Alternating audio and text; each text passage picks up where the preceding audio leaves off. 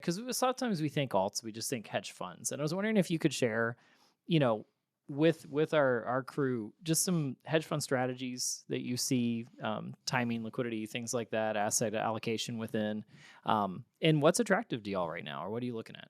We don't use a lot of, I mean, we invest much more in private equity, private debt, real estate, and real assets Sure. in illiquid alternatives more than we invest in hedge funds at this point in time.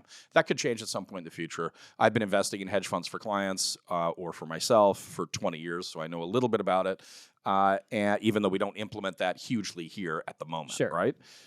In terms of assets in hedge fund strategies, about half of hedge fund assets are in equity-like strategies, which is it kind of blows my mind because it's not that alternative, right? It's really not. Right. Nor is it hedging.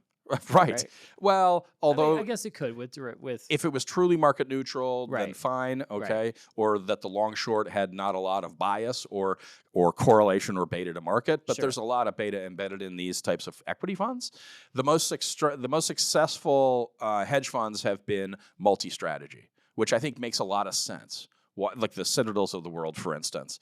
Why does that make sense? Because there's a highly intelligent, incredibly skilled investor at the center of a complicated portfolio Yes. who knows what's going on in those active strategies Yes. and allocates that risk capital. Okay, Sure. that's a very successful model because and has trumped the sort of hedge fund to fund model, or maybe people assembling hedge fund portfolios for themselves because that person is so knowledgeable and so expert. Right. Yeah. There are other strategies. There's equity. There's debt. Right. There are right. niche strategies Sure. that are successful. It's really, the hedge fund universe is really more about skill than a different type of market exposure typically.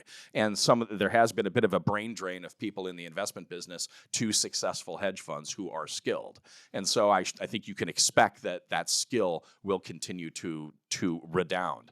The problem with a lot of hedge fund strategies is that when they are successful, take say Renaissance Capital Sure. out in Long Island, right, and James Simons and his people.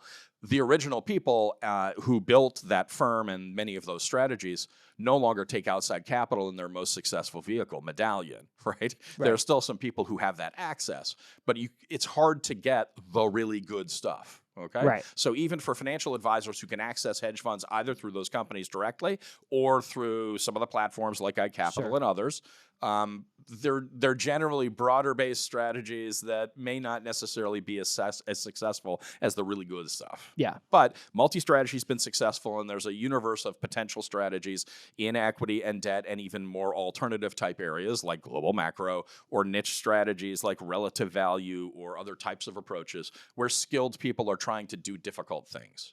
But at the end of the day, the greatest difficulty, I think, with alternative investing is its level of complexity for the investor, right? Right. It's the most difficult thing we do when we have to describe to our clients, why do you hold this? Why does it make sense for me? And how do you determine whether it's successful? Because there's a lot of stuff going on in alternative type portfolios.